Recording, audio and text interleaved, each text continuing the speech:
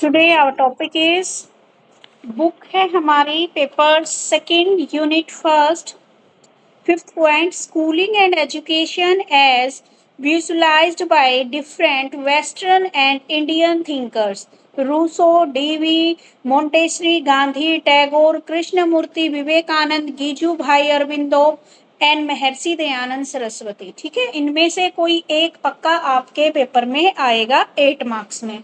ठीक है, तो अब सबसे पहले आते हैं हम वेस्टर्न थिंकर्स। ठीक है, रूसो के बारे में पता करते हैं। यहाँ पे फिलोसफी ऑफ रूसो, उसकी क्या क्या स्कूल एक्टिविटी से रिलेटेड और एजुकेशन से रिलेटेड क्या क्या कंसेप्ट हैं उनके बारे में हमें बताना है। ठीक है, रूसो का जन्म सन 1712 ईस्वी में जेनेवा में घड़ी साज के यहाँ हुआ। यानी कि क्या है, जो रूसो है वो 1712 में उनका बर्थ हुआ।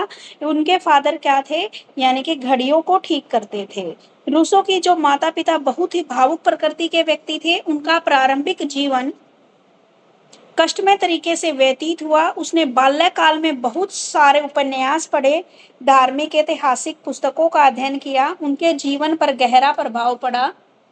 स्कूल क्या था, उसके लिए एक एंटरटेनमेंट का स्थान था, वहां पर उसे मार पड़ती थी। अतः वह प्रारंभ से विद्यालय का विरोधी बन गया। स्कूल शिक्षा को उसने व्यर्थ की शिक्षा कहा था। 21 वर्ष की आयु तक उसका मन तो प्राकृतिक सौंदर्य को देखकर ही खुश हो जाता था और उसका जीवन बड़ा ही अनिश्चित रहा। पर अपने जीवन के इन कटु अनुभवों से उसने यह निष्कर्ष निकाला कि प्रत्येक वस्तु प्रकृति निर्माता के हाथ में स्वच्छ, सुंदर तथा पवित्र रहती है, लेकिन मनुष्य के हाथ में आते ही वह बुरी हो जाती है। ठीक है, तो सबसे पहले थोड़ा सा शॉर्ट जो दे रखा है इंट्रोडक्शन, वो रूसो के बारे में दे रखा है। 1712 ईस्वी में जेनेवा में क्या है उनका जन्म हुआ। उनके पेरेंट्स क्या थे, वो बहुत ही इमोशनल थे। ठीक है, इनको भी क्या है, बचपन से ही बहुत सारी बुक्स पढ़ने का शौक था और इन्हीं का क्या है, इनके जीवन पर बहुत गहरा इफेक्ट पड़ा। ठीक है, स्कूल का वैसे तो देखो आनंद का स्थान बोला इसने, लेकिन इनको स्कूल में बहुत डांट पड़ती थी, इसलिए इनको स्कूल जाना बिल्कुल भी अच्छा नहीं लगता था। ये स्कूल की लाइफ को क्या बोलते थे, व्यर्थ की शिक्षा बोलते थे। ठीक है, और जैसे जैसे ये 21 वर्ष के हो गए तो तब उनको क्या है, प्रकृति से, नेचर से उनको प्यार हो गया। यानी कि नेचर से प्यार होने का मतलब इसको नेचर के साथ रहना, खुले में रहना, ऐसे उनको क्या है, ये चीजें पसंद आने लगी।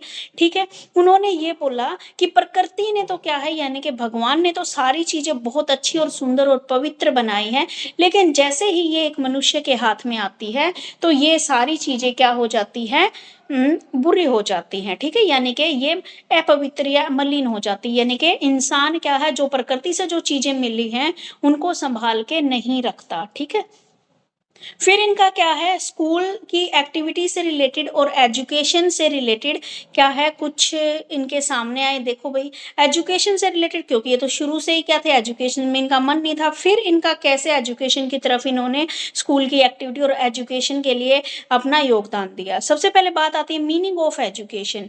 रूस ने क्या बोला है कि बालक की it is the development of the child natural power and ability from with in. यानी कि बालक की जो भी क्या है, नेचुरल जो भी पावर है, एबिलिटी है, उनकी डेवलपमेंट किसके अंदर होती है, एजुकेशन के द्वारा ही होती है। ठीक है, उन्होंने बोला है कि शिक्षा केवल सूचना देना ही नहीं, इंफॉर्मेशन ही नहीं देना, बल्कि एक अच्छे मनुष्य का निर्माण करना भी होती है। हमें सिर्फ ज्ञान को क्या है, स्टोर करके ही नहीं रखना। ज्ञान तो एक वह वस्तु है जो हम क्या है, बाहर से क्या है, नॉलेज ले रहे हैं और उस नॉलेज के आधार पर अपनी हम क्या कर रहे हैं, डेवलपमेंट कर रहे हैं। ठीक है, उसने क्या है, शिक्षा के 3 स्रोत यहाँ पे बताए कि व्यक्ति कहाँ कहाँ से सीख सकता है। व्यक्ति क्या है, नेचर से सीख सकता है, दूसरा वह ह्यूमन से सीख सकता है, और तीसरा वह किसी भी वस्तु या पदार्थ से भी सीख सकता है। यानी कि हमारे पास ये अलग अलग वेज हैं जिनके जरिए क्या है, हम सीख सकते हैं। ठीक है, अब उन्होंने क्या है बताया कि जो डिफरेंट डिफरेंट अंश हैं, वह शक्तियां हैं, उनके स्वाभाविक विकास से है। ये स्वाभाविक विकास तब तक नहीं हो सकता जब तक कि शिक्षा शिक्षार्थी को स्वाभाविक प्रवृत्तियों और आवश्यकताओं को नहीं समझता। इसलिए बालक के स्वभाव, अब देखो भाई, इसने क्या बोला है एजुकेशन के प्रति, कि एजुकेशन का मतलब होता है कि बच्चे की नेचुरल डेवलपमेंट हो, उसकी पावर्स जो एबिलिटीज हैं उनको डेवलप करना है। उनको इन्होंने बोला कि हमें अपने ज्ञान को स्टोर नहीं करना है, अपने ज्ञान को सही जगह पर लगाना है ताकि हमारी हमारी डेवलपमेंट हो सके। यहाँ पर इन्होंने क्या है बच्चे के बिहेवियर की भी स्टडी की और उन्होंने बोला कि हमारे लिए हमारा बिहेवियर बहुत इंपॉर्टेंट है। ठीक है, हमें बच्चे को शिक्षा देने से पहले उसको क्या है अपने नेचर का ज्ञान हमें देना है, बच्चे को समझाना है ये प्रकृति है, हमें इसको नुकसान नहीं पहुंचाना है, क्या है हमें पेड़ों को नहीं काटना है, फूलों को नहीं तोड़ना। ठीक है, तो सबसे पहले हमें क्या है बच्चे की क्या है बिहेवियरल स्टडी करनी है। उसको क्या है हमें पहले स्कूल शिक्षा देने से पहले बच्चे को क्या है अपने नेचर की शिक्षा हमें देनी चाहिए। ठीक है, बालक के अंदर क्या क्या एबिलिटीज हैं उनको डेवलप करना चाहिए। बच्चे को क्या है प्रकृति से प्रेम करने वाला बनाना चाहिए, यानी कि बच्चे के मन में बचपन से ही हर एक चीज के प्रति रिस्पेक्ट डालो। ठीक है, रिस्पेक्ट यानी कि उसके बिहेवियर में, ताकि वह नेचर का भी क्या कर सके आदर कर सके कि नहीं भाई ये पेड़ है, पेड़ों को मत काटो, इनको भी दर्द होता है, फूलों को मत तोड़ो, यानी कि उनको मोरल वैल्यूज हमें बच्चे को सिखानी है। ठीक है, तो सबसे पहले शिक्षा का अर्थ उन्होंने यही माना है कि बच्चे को क्या है हमें उसकी इंटरनल डेवलपमेंट करनी है। ठीक है, उसकी जितनी भी एबिलिटीज है और जितनी भी उसकी पावर्स हैं उनको डेवलप करना है। बच्चे का जो बिहेवियर है वो प्रकृति पर प्रेमी बनाना है। ठीक है, तो क्योंकि क्या है इनको खुद स्कूल जाना अच्छा नहीं लगता था, इन्होंने चीजें सीखी, इन्होंने प्रकृति से सीखी है, नेचर से सीखी है, इसलिए इन्होंने बोला कि हमें बच्चे को भी क्या है ऐसा ही हमें बनाना है। उसके बाद बात आती है ऑब्जेक्टिव ऑफ एजुकेशन की। ठीक है, कि शिक्षा के क्या उद्देश्य हैं। अब इन्होंने बताया इनके अकॉर्डिंग पहले तो इन्होंने एजुकेशन का मीनिंग बताया, फिर इन्होंने बताए हैं ऑब्जेक्टिव ऑफ एजुकेशन, इसके बाद ये बताएंगे कि हमें कौन कौन से टीचिंग मेथड्स के जरिए बच्चों को पढ़ाना चाहिए। फिर इन्होंने क्या है कुछ थॉट वुमेन एजुकेशन के रिगार्डिंग भी दिए हैं। फिर इन्होंने डिसिप्लिन के बारे में यहाँ पे बताया है, यानी कि आपका पेपर में क्वेश्चन आ जाए तो सबसे पहले थोड़ा सा ब्रीफ इंट्रोडक्शन आप क्या है रूसो के बारे में दे दोगे। फिर क्या है एजुकेशन के बारे में इन्होंने क्या बताया है, एजुकेशन के क्या क्या ऑब्जेक्टिव इन्होंने बताए हैं, टीचिंग मेथड से रिलेटेड क्या क्या इन्होंने दिया है, रिलेटेड टू वुमेन एजुकेशन से रिलेटेड इन्होंने क्या क्या किया है, और डिसिप्लिन से। ठीक है, इनके बारे में लिखना है। आई थिंक यहाँ तक समझ में आ गया होगा आपको। मैम इसमें ना इसने बोला है कि the characteristics of positive education are stress and verbalism, stress on duty, morality and religion, stress on strict discipline, stress on social education, emphasizes on formation of habits. तो मैम ये एजुकेशन से थोड़ा अलग मैम करेक्टरिस्टिक हो गई इसकी। हाँ जी बेटा, अभी ना मैं जैसे अभी एक्सप्लेन करूंगी ना तब आपको कंप्लीट समझ में आ जाएगा। मेरे को आप लास्ट वाले पॉइंट में बता रहे हो ये डिसिप्लिन से रिलेटेड, क्योंकि yes ma'am, types of education के अंदर ना वो दे रखा है करेक्टरिस्टिक, 5 करेक्टरिस्टिक, उसके अंदर डिसिप्लिन, वर्बलिज्म और ओके ओके हैबिट्स हाँ फिर है एजुकेशन का। ये अगर आपकी अलग से, क्योंकि मेरी बुक में अलग से नहीं दे रखी करेक्टरिस्टिक्स इसकी। ठीक है, तो आपकी बुक में अगर दे रखी है तो रूसो की क्या है एजुकेशन से रिलेटेड अगर विशेषताएं बता रही तो आप लिख सकते हो।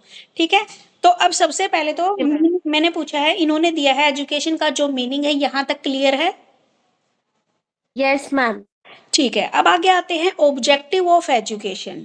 इन्होंने क्या है पैराग्राफ में दे रखे हैं, आप कभी भी जब लिख के आओ तो ऑब्जेक्टिव्स को क्या है आप नंबरिंग में लिख के आना, ये फर्स्ट ऑब्जेक्टिव है सेकंड ऑब्जेक्टिव, क्योंकि पैराग्राफ में नंबर कम मिलते हैं आपको, पॉइंट्स में ज़्यादा मिलते हैं। अब देखो भाई इनका क्या क्या उद्देश्य था। एक तो था पहला तो ये उद्देश्य था इनका शिक्षा का उद्देश्य मनुष्य की जो इंटरनल जो पावर्स हैं उसको डेवलप करना है। ठीक है, यानी कि मनुष्य के अंदर बहुत सारी क्या है छिपी हुई योग्यताएं हैं, हमें क्या करना है उनको डेवलप करना है।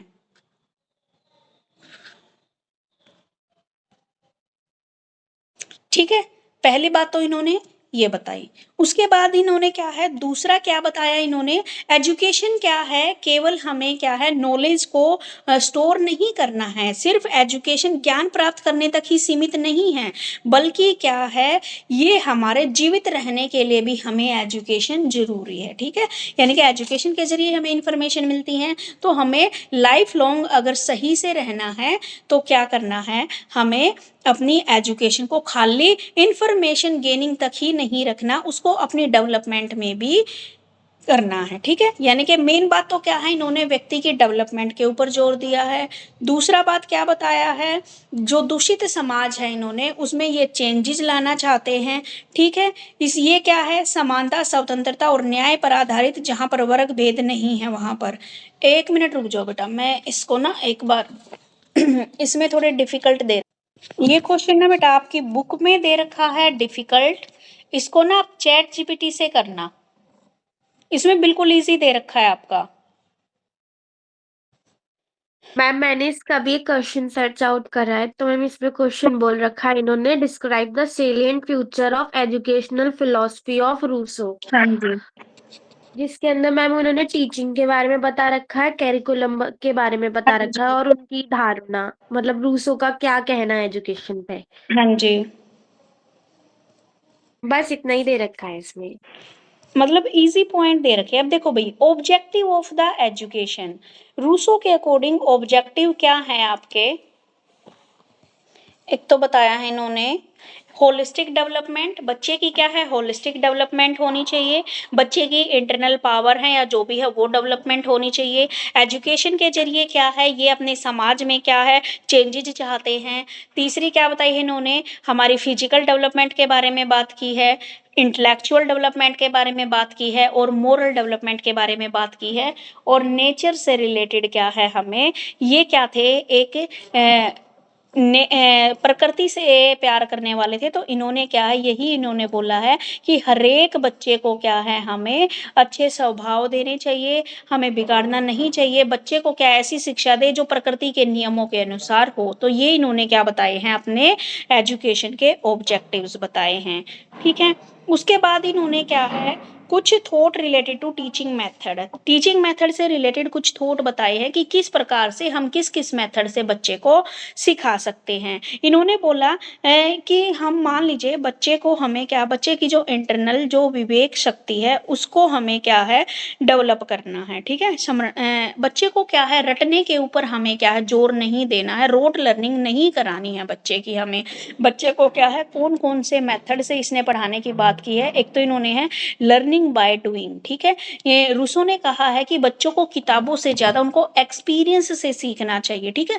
लर्निंग बाय डूइंग, आप बच्चे को काम दो, कोई भी प्रोजेक्ट दो, जब बच्चा खुद करेगा उसको तो वह जल्दी सीखेगा, ठीक है। तो उन्होंने क्या है लर्निंग बाय डूइंग का यहाँ पर मेथड दिया है कि बच्चे को क्या है हमें बच्चा एक्सपीरियंस के जरिए सीखता है, बच्चा करके सीखता है, ठीक है। और दूसरा बताया है बच्चे को क्या है आप नेचर के पास लेके जाइए, उसको उस तरीके से पढ़ाइए जब वह एक्सपीरियंस लेगा उस चीज का, उस वस्तु को ध्यान से देखेगा तो वह अपने आप उन चीजों को सीख जाएगा, ठीक है। क्योंकि इनको क्या है खुद से ही क्या था, इनको बुक्स पढ़ना इनको अच्छा नहीं लगता था, तो इसीलिए क्या इन्होंने लर्निंग बाय डूइंग, मान लीजिए हमें बच्चे को पेड़ के बारे में ट्री के बारे में पढ़ाना है तो हमें बुक से ना पढ़ाकर बच्चे को कहाँ से पढ़ाना है, बच्चे को क्या ट्री के पास लेके जाइए, उसको पूरा ट्री का स्ट्रक्चर दिखाइए और उस स्ट्रक्चर में बताइए कि बेटा ये स्टेम है, ये ब्रांचेज है, ये लीव्स हैं, ठीक है, ये सारी चीजें। और ये क्या है हमें छाया देता है, इससे लकड़ी भी मिलती है, हमें मेडिसिन्स भी मिलती हैं, ठीक है। तो हमें बच्चे को क्या है बुक्स में से ना पढ़ा के हम बच्चे को क्या है एक्सपीरियंस द्वारा, ठीक है, उसका जो एक्सपीरियंस है उसके द्वारा हमें बच्चे को क्या करना है सिखाना है। तो इन्होंने दिया मेन इनका यही था, करके सीखने पर इन्होंने जोर दिया, लर्निंग बाय डूइंग पर। और दूसरा रटने वाली क्रिया का ये विरोध करते थे, बच्चे को हमें रटाना नहीं है, बच्चे को हमें क्या है समझाना है, अंडरस्टैंडिंग वाली इन्होंने बात की, ठीक है। और बच्चे को क्या है एक्सपीरियंस के द्वारा बच्चे को सिखाना है, ठीक है। तो ये 3-4 पॉइंट आप यहाँ पर जोड़ देना। समझ में आ गया? Yes ma'am.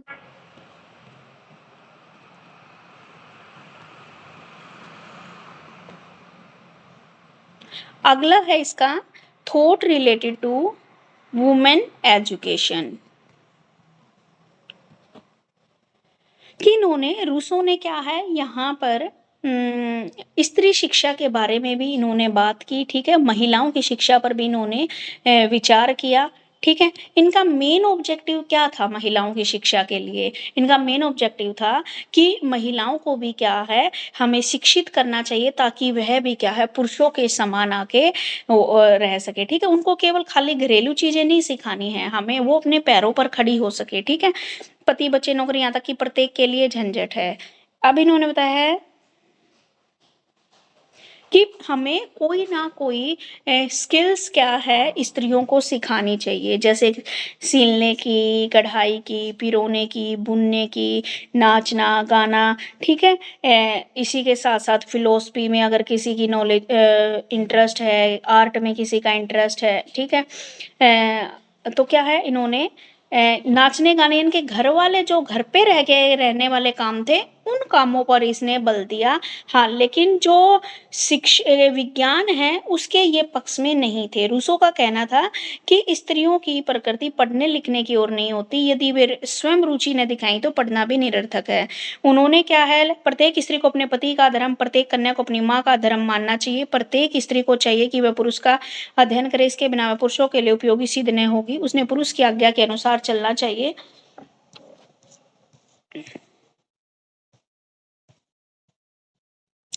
अब जो रूसो थे उन्होंने जो वुमेन एजुकेशन को लेकर एक विवाद प्रस्त दृष्टिकोण देखने को मिलता है, यानी कि इन्होंने क्या है कुछ ज़्यादा अच्छा नहीं किया वुमेन्स के लिए, ठीक है। इन्होंने क्या है एक विवाद प्रस्त दृष्टिकोण देखने को मिलता है। उन्होंने अपनी एक पुस्तक थी उनकी एमिल, ठीक है। एक इसमें बार बार एमिल का जिक्र कर रखा है। एमिल जो बुक है, एमिल ऑन एजुकेशन में इन्होंने एजुकेशन में जो स्त्री शिक्षा उसके ऊपर विशेष बताया, और जिसमें क्या उन्होंने सोफिया नाम का क्या है एक रिसर्च पेपर भी उसमें इन्होंने डाला, यानी कि सोफिया नाम पात्र के माध्यम से, यानी कि जो एक इन्होंने बताई तो उसमें सोफिया नाम का क्या है एक कैरेक्टर लिया और उसके अकॉर्डिंग इन्होंने महिलाओं की शिक्षा के ऊपर बात किया। सबसे पहले तो उन्होंने बताया कि जो पुरुष है और जो मेल हैं और जो फीमेल हैं उनकी क्या होता है, उनका बिहेवियर अलग अलग होता है, तो इसलिए उनकी शिक्षा भी क्या है अलग अलग होनी चाहिए।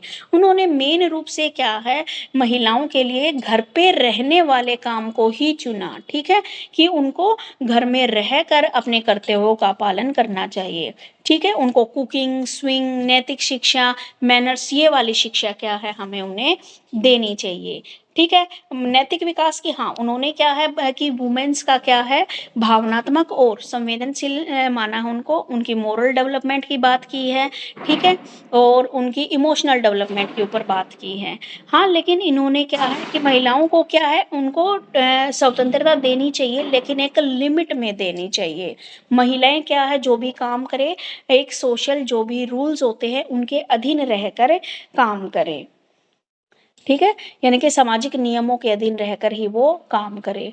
और उन्होंने क्या है एक उनका जो, लेकिन जो आधुनिक जो फिलोसफर थे, ठीक है, मॉडर्न जो दृष्टिकोण है, पर्सपेक्टिव है, उन्होंने रूसो की जो विचारधारा थी उसकी क्या की है यहाँ पे क्रिटिसाइज किया है। क्योंकि उन्होंने क्रिटिसाइज इसलिए किया है क्योंकि यहाँ पर उन्होंने जेंडर इक्वेलिटी को महत्व दिया है, ठीक है। जेंडर इक्वेलिटी को कैसे महत्व दिया है, ये है देखो महिलाओं को पढ़ाओ ये तो ये मानते हैं, लेकिन उनको ना तो साइंस की एजुकेशन देनी है आपको, ना ही आर्ट की, ना ही फिलोसफी की, उनको आप दो एजुकेशन कपड़े सिलने की, कढ़ाई की, पिरोने की, बुनने की, नाचने की, गाने की, ये सारी चीजें उनको सिखाने की और इन्होंने बोला है, ठीक है। तो ये थे इनके वुमेन एजुकेशन से रिलेटेड थॉट या विचारधारा। अब मुझे बता दीजिए कोई नहीं समझ में आया तो मैं फिर से बता दूंगी आपको।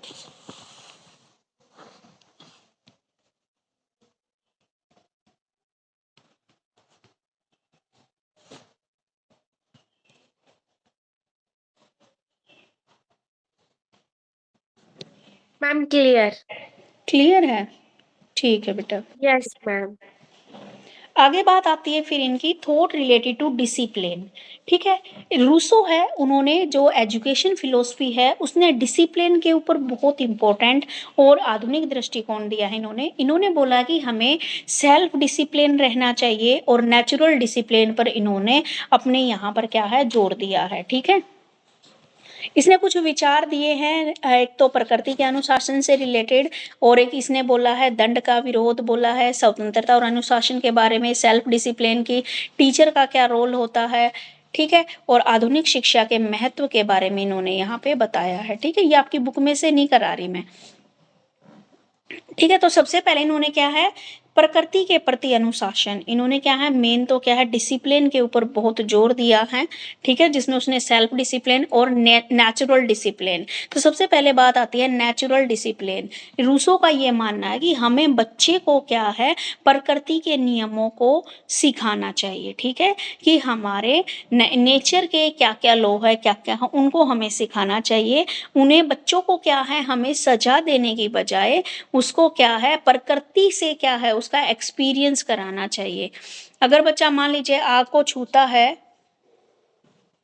ठीक है, अगर बच्चा आग को छुएगा तो उसे जलन महसूस होगी, यही उसको वास्तविक सिखाना है, यानी कि प्रकृति ने जो चीजें हैं तो उनको एक्सपीरियंस के द्वारा सिखाना है। अगर बच्चा ये मान रहा है कि मान लो बच्चा किसी लो को छुएगा तो उसका हाथ जलेगा, तो बच्चा अगली बार वो ये काम करेगा ही नहीं, ठीक है। तो बच्चे को क्या है हमें नेचर के नियमों को यहाँ पर सिखाना है, बच्चे को हमें क्या है डांटना नहीं है यहाँ पे। उसके बाद है उन्होंने ये मानना है कि मान लीजिए अगर हम बच्चे को कोई भी मान लीजिए उसको दंड देते हैं तो बच्चे के अंदर डर पैदा हो जाएगा और उसकी सीखने की इच्छा क्या है खत्म हो जाएगी। आगे इन्होंने बोला कि हमें बच्चे को क्या है इंडिपेंडेंट और डिसिप्लिन, कि बच्चे को क्या है हमें स्वतंत्रता देनी चाहिए, ठीक है। ज़्यादा कंट्रोल करना भी, अगर हम बच्चे के ऊपर ज़्यादा कंट्रोल करते हैं, उसके उठते बैठते खाना खाते हर जगह उसके ऊपर नजर, तो बच्चा क्या है विद्रोही बन जाता है, वह आपको ही क्या है आपका अपना सबसे बड़ा दुश्मन मानता है। तो बच्चे को क्या है हमें इतनी स्वतंत्रता देनी चाहिए कि धीरे धीरे वह अनुशासन में रहना सीख जाए। उसके बाद क्या है सेल्फ डिसिप्लिन। बच्चा जब हम उसको फ्री छोड़ेंगे तो बच्चे के अंदर क्या है सेल्फ डिसिप्लिन की भावना उत्पन्न होने लग जाएगी और वह स्वयं ही क्या है अनुशासन को सीखने लग जाएगा। अब इन्होंने बोला है कि जो टीचर है, टीचर को क्या है एक कंट्रोलर की भूमिका नहीं निभानी चाहिए, एक गाइड की भूमिका निभानी चाहिए। बच्चों को ऐसा वातावरण दे जिससे बच्चे स्वयं सीख सके। भाई उन्होंने डिसिप्लिन के बारे में उन्होंने इसलिए यहाँ पर दिया क्योंकि बचपन में वो अपने टीचर से बहुत मार खाते थे, ठीक है। तो उसी से इन्होंने जो जो फीलिंग जो जो अनुभव किया अपने अनुभव यहाँ पर उन्होंने लिख दिए, ठीक है। तो उन्होंने अनुभव आधारित अनुशासन की पर बात की है, ठीक है। चाहे जो भी हमारा डिसिप्लिन है वो पॉजिटिव डिसिप्लिन होना चाहिए, यानी कि बच्चे को हमें प्यार से समझाना है, पिटाई नहीं करनी है, चाइल्ड साइकोलॉजी के ऊपर आधारित होना चाहिए, एक्टिविटी बेस्ड लर्निंग होनी चाहिए, ठीक है। तो इन्होंने एजुकेशन में ये बोला है, ठीक है। तो ये थे आपके रूसो की विचारधारा की। रूसो ने क्या बोला है कि आपके यहाँ रूसो के अनुसार अनुशासन को दंड या भय से हटाकर बच्चे को स्वतंत्रता देनी चाहिए ताकि वह इतना मजबूत बन सके कि वह अपने काम खुद कर सके, ठीक है। तो ये रूसो की क्या थी यहाँ पर कंट्रीब्यूशन था उसका एक एजुकेशन के रिगार्डिंग, ठीक है। क्लियर है सबको रूसो का।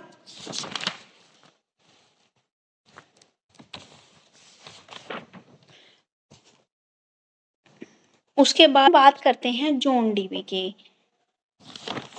ये कहाँ के थे भाई? जॉन डीवी इंग्लैंड के थे, ठीक है। एक व्यापारिक परिवार में इनका 1859 में जन्म हुआ। 19 वर्ष की आयु में इन्होंने वर्माटा यूनिवर्सिटी से ग्रेजुएशन डिग्री प्राप्त की। उसके पश्चात ये हॉपकिंस यूनिवर्सिटी से कोर्ट के दर्शन में पीएचडी की उपाधि ली इन्होंने, ठीक है। मिशिगन यूनिवर्सिटीज़ में ये टीचर बने। फिर 1894 ईस्वी तक पुणे शिकागो यूनिवर्सिटी में फिलोसफी के अध्यक्ष नियुक्त हुए।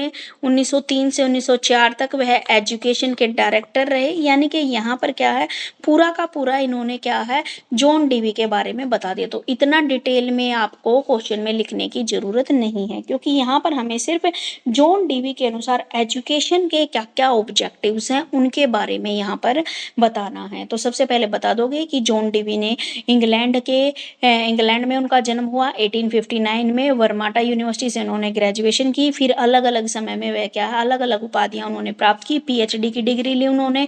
फिर क्या है एक यूनिवर्सिटीज़ में क्या है वह टीचर के रूप में रहे, लेक्चरर के रूप में रहे। फिर क्या है वह क्या बन गए वहीं पर क्या है प्रेसिडेंट नियुक्त हुए, ठीक है। तो इस प्रकार उनका कुछ सफ़र दे रखा है, ठीक है।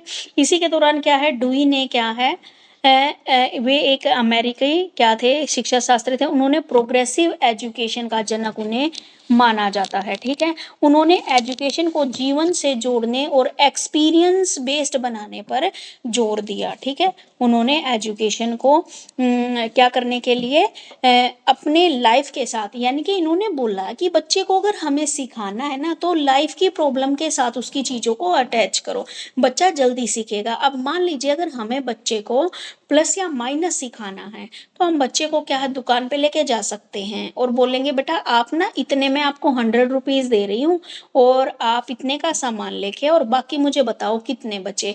तो इससे बच्चे का क्या है, मैथमेटिकल स्ट्रॉन्ग होएगा, यानी कि बच्चा क्या है, लाइफ से जोड़ कर, अगर यही बात क्या है फिर वह अपने मैथ्स में करेगा, तो फिर क्या है, यानी कि हर एक चीज़ को रियल लाइफ से जोड़कर हम करेंगे तो वो चीज़ें हमें क्या है, एक्सपीरियंस देंगी और जिससे क्या है हमारी प्रोग्रेस होएगी। तो इसलिए उन्हें क्या है, प्रोग्रेसिव एजुकेशन का जनक माना जाता है।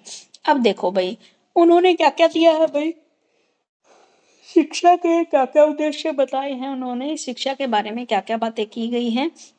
सबसे पहले उन्होंने मीनिंग ऑफ एजुकेशन में क्या बताया, इसमें बनाई और समस्त भावनाओं को प्राप्त करेंगे। शिक्षा स्वयं ही जीवन है, वह जीवन के लिए तैयार नहीं है।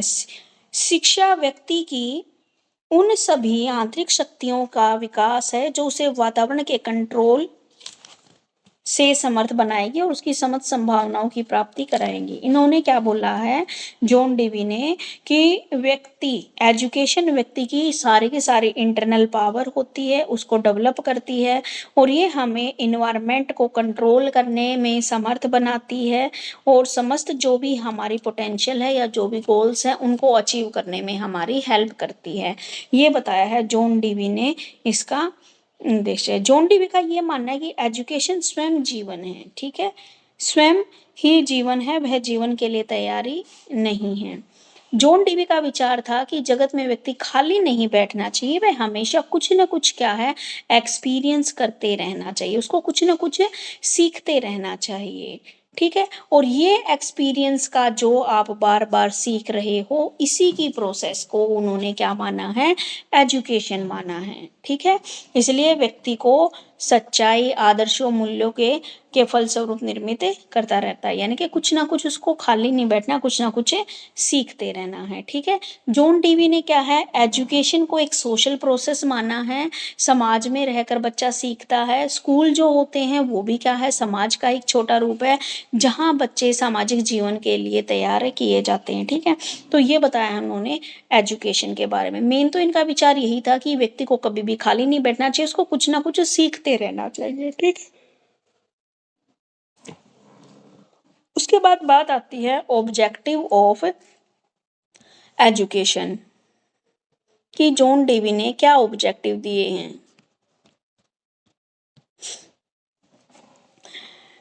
इन्होंने किसी बच्चे की पावर डेवलप होगी या नहीं होगी, उनका ये मानना था कि एजुकेशन का तत्कालिक उद्देश्य हो सकता है। तो डीवी ने इसमें पर्सनल ऑब्जेक्टिव और सोशल ऑब्जेक्टिव्स की इन्होंने बात की है यहाँ पर। सबसे पहले अगर सिंपल वर्ड में देखा जाए तो ये सोशल और ये अलग ना करके आप ये बता सकते हैं, एक तो ओवरऑल डेवलपमेंट चाहते थे ये बच्चे की physical, mentally, intellectual, emotional development चाहते थे। बच्चे की क्या है, पर्सनैलिटी डेवलप हो, ठीक है। बच्चा क्या है, इन्वायरमेंट के साथ क्या है, एडजस्टमेंट कर सके, ठीक है। बच्चे का माइंड क्या है, मूवेबल होना चाहिए, फ्लेक्सिबल होना चाहिए, ताकि कभी भी अगर हमें ज़रूरत पड़े तो उसके अकॉर्डिंग उसमें वह चेंज कर सके। और उसके बाद क्या है, नॉलेज की डेवलपमेंट, करेक्टर डेवलपमेंट के बारे में बात की गई उसने। और सोशल ऑब्जेक्टिव में क्या बताया, सोशल डेवलपमेंट, की बच्चे को क्या है, हमारी सोसाइटी के क्या क्या नियम है, क्या क्या वैल्यूज़ है, क्या क्या एथिक्स हैं, आपसी भाईचारे की भावना, ये सारी चीज़ें हमें बच्चे को सिखानी है। वोकेशनल एफिशिएंसी, यानी कि बच्चे को हमें ऐसा बनाना है ताकि जो स्किल्स वह प्राप्त कर रहा है उसके बाद उसको क्या है, रोजगार मिल सके, ठीक है। उसके बाद उन्होंने एक और ऑब्जेक्टिव दिया नेशनल इंटीग्रेशन का, कि शिक्षा के माध्यम से हम बच्चे के अंदर देशभक्ति और राष्ट्रीय भावना को डेवलप कर सकते हैं और एकता को बढ़ावा, जिससे क्या है, एकता को बढ़ावा मिलेगा, ठीक है। सेल्फ रिलायंस बनाना, बच्चे को क्या है, हमें आत्मनिर्भर बनाना है ताकि वह दूसरों के ऊपर डिपेंड न रहे। बच्चे को क्रिएटिव और क्रिटिकल थिंकिंग को डेवलप करना है और आने वाले जीवन के लिए उसको क्या करना है, तैयार करना है। ठीक है, तो ये सारी बातें उन्होंने यहाँ पर बताई। ठीक है, समझ में आ गया ऑब्जेक्टिव ऑफ डीवी के अकॉर्डिंग क्या क्या ऑब्जेक्टिव हो। और सच में बताऊं ना, अगर कुछ भी ना आए, किसी का भी क्वेश्चन आ जाए, तो सब में physical development, mentally development, intellectual development, overall development, नैतिक मूल्यों की तरफ ध्यान दिया है। ठीक है, और क्या है, सब में आत्मनिर्भर बनाने की बात की गई है बच्चे के अंदर। उसके बाद वोकेशनल एफिशिएंसी की, यानी कि कुछ कॉमन पॉइंट तो ऐसे हैं जो आप क्या कर सकते हो, हर एक उसमें लिख सकते हो। अगर कुछ याद नहीं भी है ना, तो कुछ आप क्या करो, 4-5 कॉमन पॉइंट याद कर लो, जो कोई भी क्वेश्चन आए उसमें आप वही डाल दो। ठीक है, आई बात समझ में। बस उनका क्या है, मान लो किसी ने दिया है आपका, जैसे पहले रूसो ने दिया था, रूसो के बारे में थोड़ा सा बता दिया। मान लो किसी के में डीवी का आया है, जॉन डीवी का, तो हमने डीवी के बारे में थोड़ा सा बता दिया, ये कहाँ के मनोवैज्ञानिक थे। ऑलमोस्ट तो देखो इनके जो एजुकेशन के ऑब्जेक्टिव है वो सबके सेम सेम ही मिलेंगे। ठीक है, सब ओवरऑल डेवलपमेंट चाहते हैं, वोकेशनल ट्रेनिंग वोकेशनल एफिशिएंसी पैदा करना चाहते हैं, सोशल डेवलपमेंट चाहते हैं बच्चे की, ओवरऑल डेवलपमेंट चाहते हैं। ठीक है, तो 5-7 पॉइंट कॉमन याद कर लो। उसके बाद टीचिंग मेथड, इन्होंने भी वही लर्निंग बाय डूइंग पर क्या है, बोला है।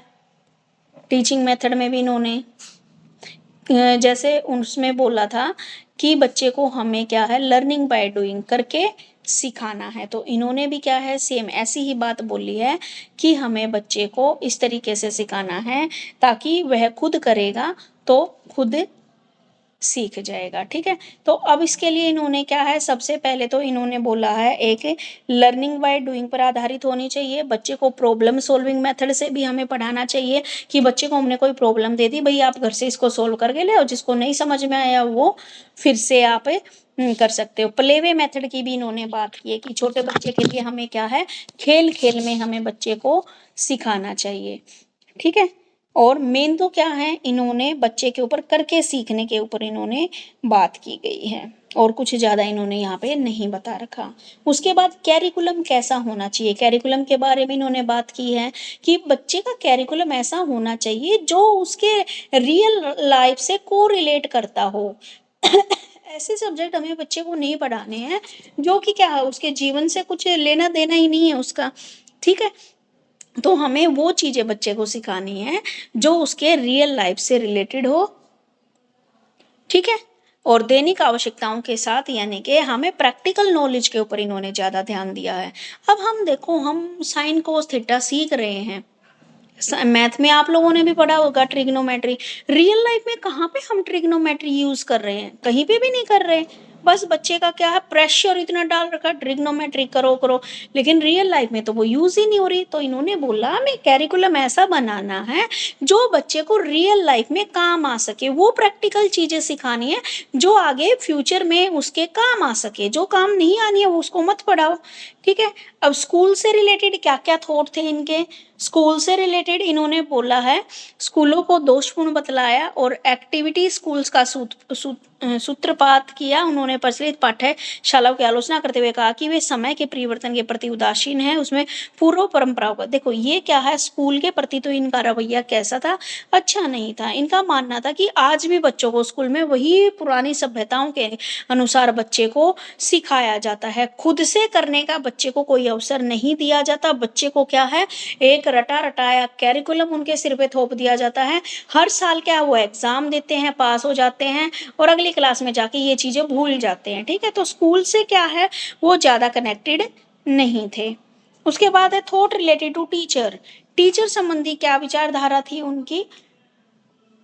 हाँ, टीचर्स को उन्होंने क्या है, महत्वपूर्ण समाज दिया है। उन्होंने बोला कि टीचर तो क्या है, एक समाज सेवी है। ठीक है, अध्यापक का दायित्व क्या है, एक सोशल इन्वायरमेंट क्रिएट करना है ताकि बच्चा क्या है, उस इन्वायरमेंट के अंदर रह के अच्छे से क्या है, पढ़ाई कर सके और उसकी डेवलपमेंट हो सके। ठीक है, और आगे क्या है, रिलेटेड टू टीचर के बारे में बता दिया इन्होंने। उसके बाद क्या है, अनुशासन के बारे में क्या बताया है इन्होंने, ठीक है, थॉट रिलेटेड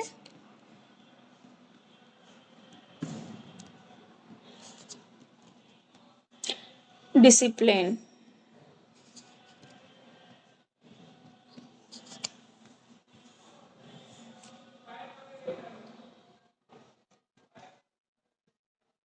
इन्होंने क्या है, डिसिप्लिन को इम्पोर्टेंट माना है, ठीक है। अनुशासन में क्या है, इन्होंने सोशल जो एस्पेक्ट है उस पर बल दिया है कि समय के अनुशासन संबंधी विचारों को दोषपूर्ण बतलाया है। उनका विचार था, एक तो बालक का क्या है, हमें आचरण सुधारना है, दूसरा उसके अंदर अच्छी हैबिट्स को डेवलप करना है, और बच्चे के बिहेवियर में हमें चेंज लेके आना है, ठीक है। अब इसने क्या है, बालक के व्यक्तिगत पक्ष पर भी बल दिया। उन्होंने बोला कि हमें फल और दंड पर आधारित है। उन्होंने बोला कि अनुशासन व्यवस्था ऐसी है जो कि बच्चे को क्या है, अगर अच्छा काम कर रहा है तो उसको रिवॉर्ड दे, और अगर बच्चा काम गलत कर रहा है तो उसको हमें क्या है, दंड दे। ये है, इन्होंने बताया कि प्रचलित हमारी ये है। तो दोनों पक्षों में बालक के जो आदेश दिया, इसलिए ड्यूई का मानना है कि अध्यापक दंड देने का अधिकारी नहीं, यदि वह दंड के बल पर अनुशासन कायम करेगा तो उसके प्रति विद्रोह और घृणा की भावना उत्पन्न हो जाएगी। इन्होंने क्या है, सामाजिक अनुशासन पर बल दिया। सामाजिक जीवन पर अनुशासन उत्पन्न होता है, स्कूल में सामाजिक कार्यों में भाग लेने वाले बालकों में आवेगों का सुधार होगा, विद्यालय में सामाजिक वातावरण का उपयोग होगा, एक दूसरे के सहयोग। इन्होंने बोला, देखो भाई, इन्होंने क्या है, इसमें डिसिप्लिन में क्या क्या बोला है, इन्होंने बोला कि अगर हम प्रेजेंट में देखें तो हमारे यहाँ पर क्या है, अच्छे काम के लिए रिवॉर्ड दिया जाता है और गलत काम के लिए सजा दी जाती है। तो हमें यहाँ पर, इन्होंने भी पीछे रूसो की तरह ही बोला कि हमें सजा का प्रावधान ना करके बच्चे का क्या करना है, सोशल डिसिप्लिन हमें उनको सिखाना है। समाज में भाईचारे की भावना, आपस में एक दूसरे का सहयोग करना हमें उनको सिखाना है। करेक्टर डेवलपमेंट हमें सिखानी है, सोशल कॉन्शियसनेस, ठीक है, एक अच्छी हैबिट्स को डेवलप करना उनको सिखाना है।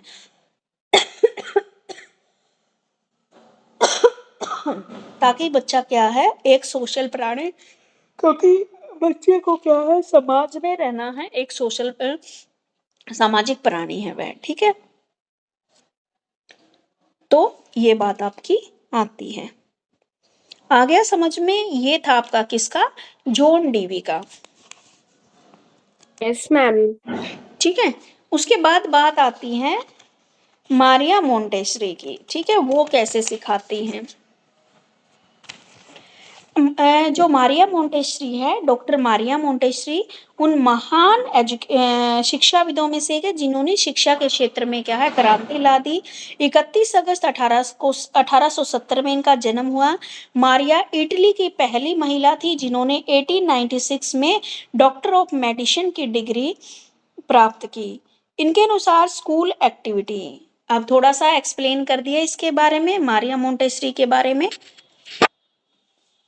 कहाँ की थी ये, इटली की थी। अब मुझे बताओ, सबसे पहला रूसो कहाँ का था, जेनेवा का था, ठीक है। डीवी कहाँ के थे, ये इंग्लैंड के थे, इंग्लैंड। ठीक है।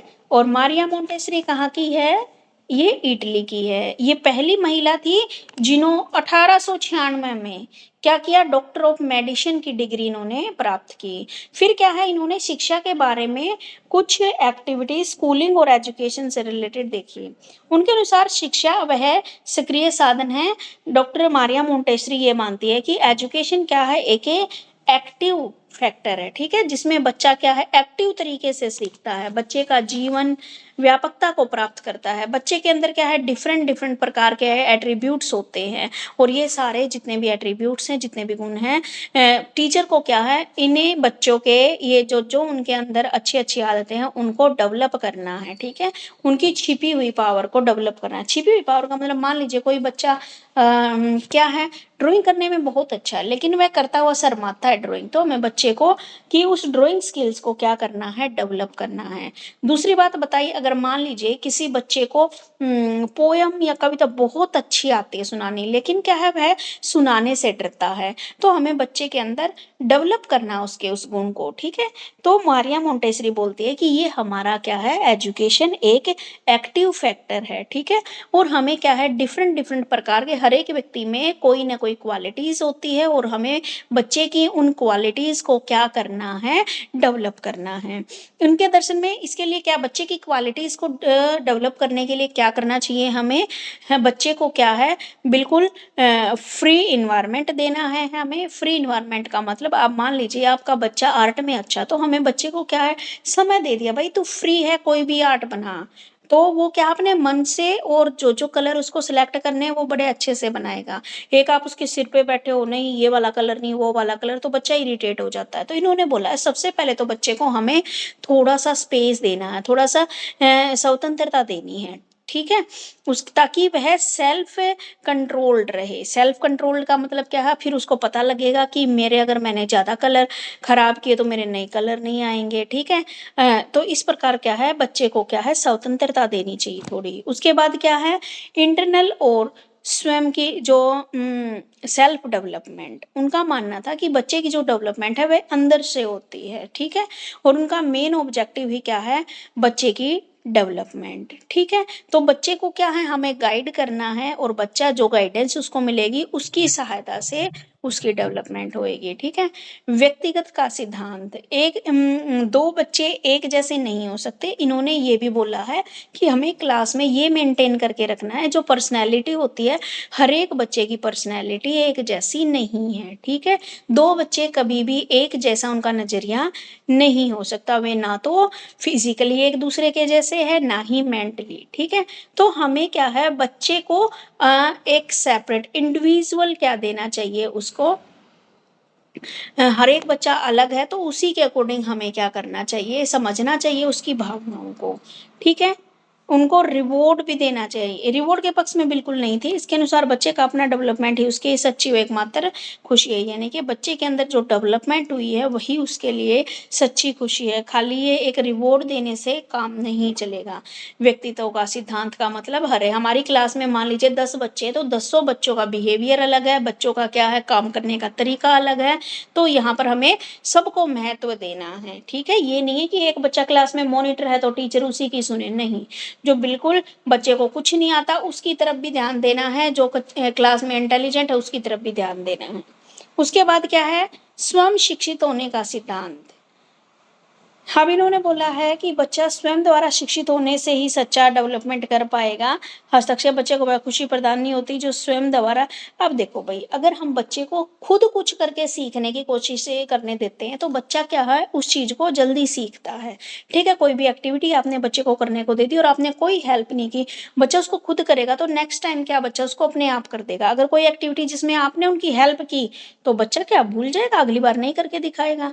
तो इन्होंने स्वयं शिक्षित होने का सिद्धांत यहाँ पर दिया है। डायनेमिक रूप से निपुणता, संपूर्ण मांसपेशीय प्रशिक्षण ही गतिशील निपुणता प्राप्त की जा सकती है। मांसपेशी गिरे बच्चे ने तरीकों खेल, लेखन, व्यक्त और चित्र। देखो भाई, डायनेमिक के रूप से निपुणता, बच्चे को क्या है, हमें गत्यात्मक रूप से भी निपुण बनाना है, यानी कि लिखने में, बोलने में, अच्छी चित्रकारी करने, ये भी क्या होती है, इंपॉर्टेंट होती है।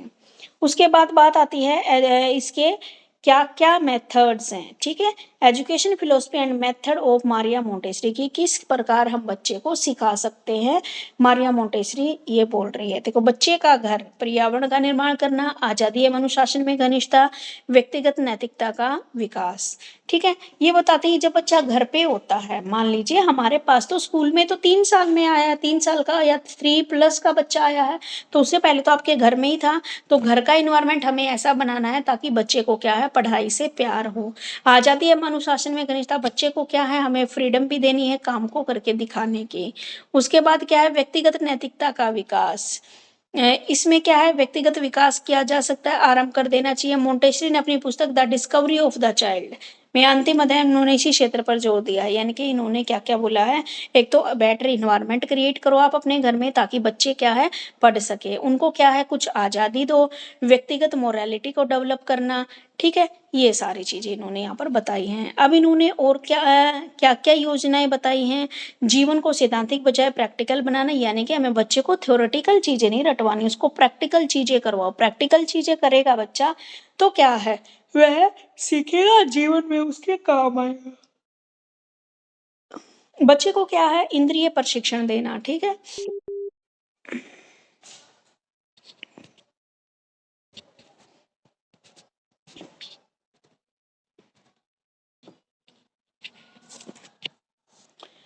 बच्चे को क्या देना है हमें, जो भी सेंसरी ट्रेनिंग देनी है, ठीक है? ताकि बच्चा सूंघकर बता सके किस चीज़ की स्मेल है, या कलर करना कौन-कौन से हैं, उनको बेसिक शेप्स के बारे में बताना, कहाँ पर है, कौन-सी चीज़ से उसको खतरा है, ठीक है? तो ये ट्रेनिंग हमें बच्चे को देनी है। कोऑर्डिनेशन कैसे करना है, पहचान कैसे करनी है, कौन से रंग की, याद कैसे करना है, ये सारी चीज़ें क्या है बच्चे को हमें सेंसरी ट्रेनिंग देनी है। उसके बाद है आपकी शिक्षाप्रद सामग्री, औजार और प्रयोग। इसमें क्या-क्या बताए गए हैं, बच्चे को क्या है हमें प्रेरणा देनी है, उसको स्किल्स, उसको राइटिंग स्किल्स हमें सिखानी है, रीडिंग स्किल्स और अरिथमेटिक स्किल्स के द्वारा बच्चे को हम सिखा सकते हैं।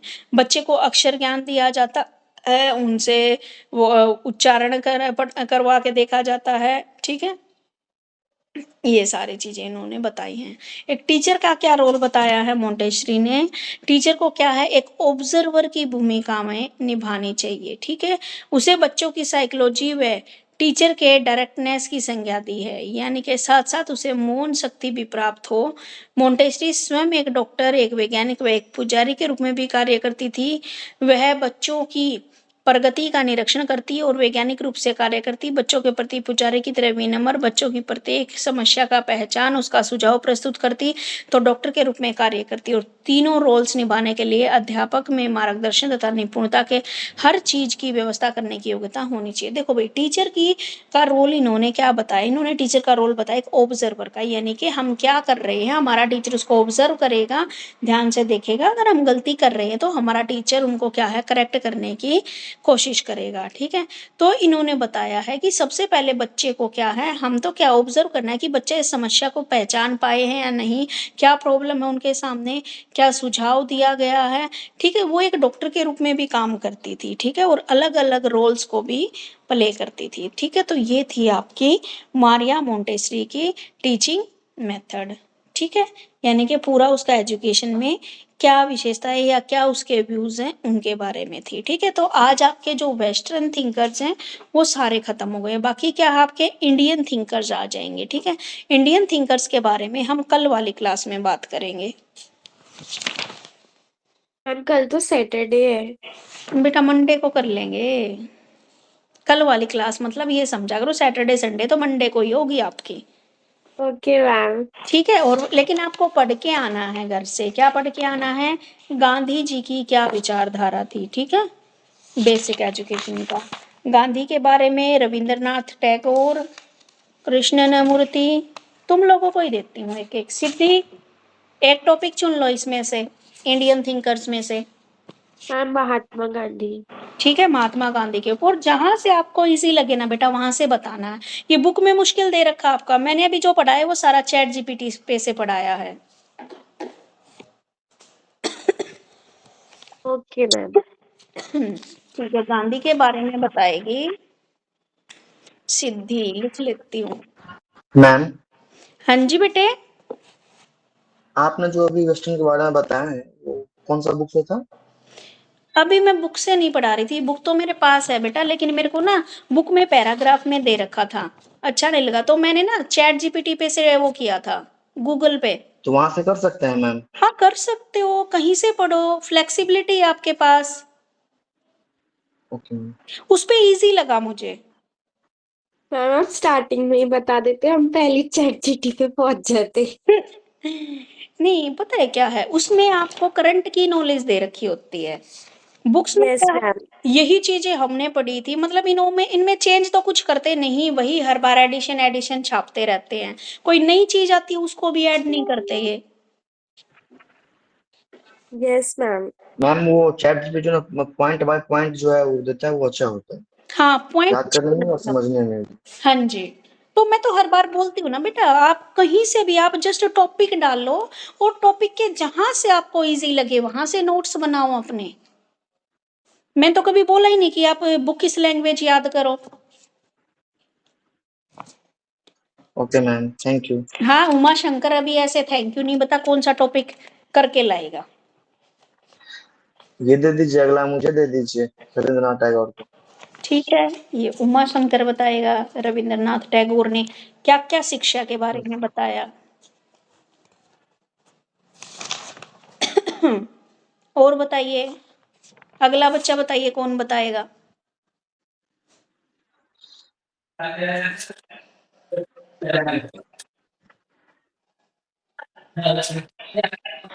मैडम तो माइक ऑफ कर लीजिए।